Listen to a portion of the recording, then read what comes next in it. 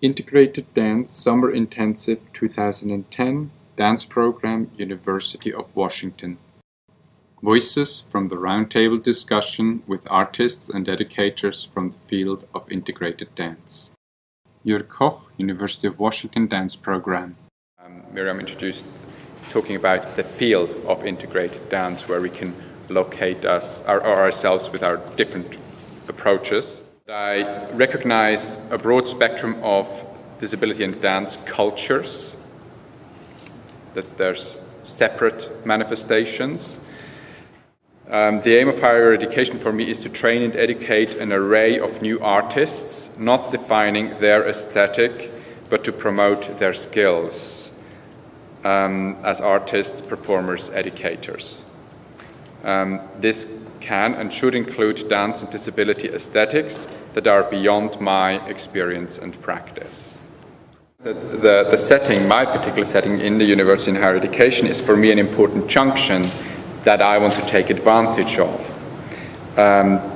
to create exposure, and through exposure to create change or possibilities for change.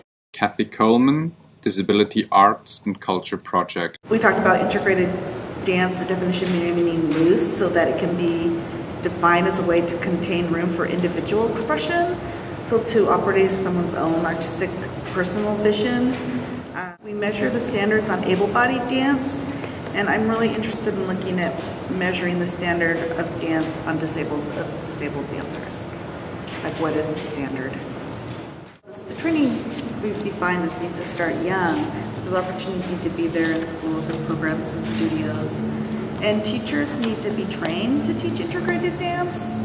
And part of that training is around social cultural issues around disability. And I think that one thing I've heard is the stories from all the different dancers here with disabilities around how they've been welcomed or not welcomed to different dance environments or odd situations they've run into. And I think it's kind of like, to me, that's like a sign that some of this training needs to happen.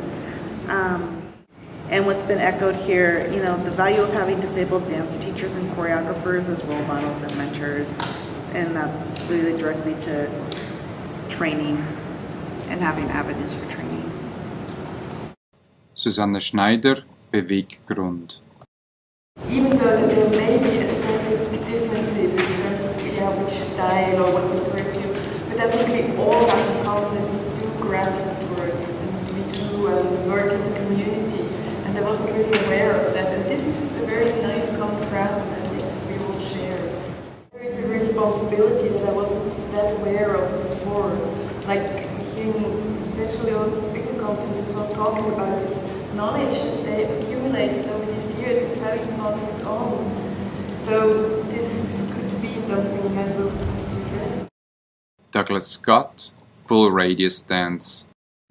I also learned that it's all right to be non-inclusive, which sounds radical when you're talking about physically integrated dance, but I know my company Full Radius cannot be everything to everybody.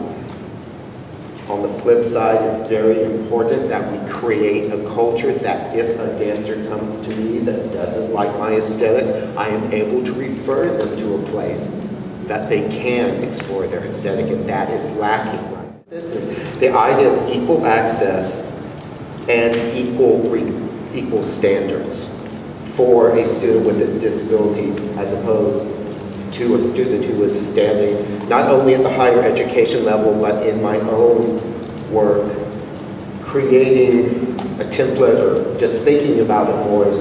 I need to expect the same things from this student. Maybe this student's translating them differently, but the expectations need to balance out, that I'm not lowering my expectations for one group or the other, because that doesn't serve the student, it doesn't serve the art form, it certainly does not reflect my views as a teacher. So I'm going to be doing a lot of thinking about what is truly equality in the classroom. Mark Tomasic, UC Irvine. The training needs to, number one, exist, and I think we're all doing that in our own ways, in our own communities. But maybe, as I'm hearing kind of throughout, there needs to be a way to share that information. And we had on here a list about an archive, but we didn't really get into that. But that idea can be connected to that, I think, of a repository that we can all pull from as a resource. Laurel Lawson, full radius dance. Only a very small percentage of us are born with our disabilities. We are always going to have to reach limits. So, having exposure in rehab facilities for people who acquire their disabilities at later stages, whether they may or may not have had proper limits training and experience, which is one place where this field is always going to be significantly different from traditional AD dance. It's not unheard of, but vanishingly rare for someone without a disability to decide to become a dancer at an advanced age. Whereas it has been and may continue to be the norm for dancers with disabilities. Joanne Petroff, light motion. It's not that I can try and teach katak to someone. I can't really do that. I can do the very beginnings of, this is what I know about it. But it would be, do I know the people who are teaching katak, and how can I come in and help them if they are working, if they're students, if they happen to have students with disability, or if they can connect in with those students and offer them and say, I am willing to construct my class in a way that will be open and available to you. And I think that's what we as this group here can help impart to the rest of the bigger dance community, the all-inclusive dance community. Shara Weaver, propeller dance.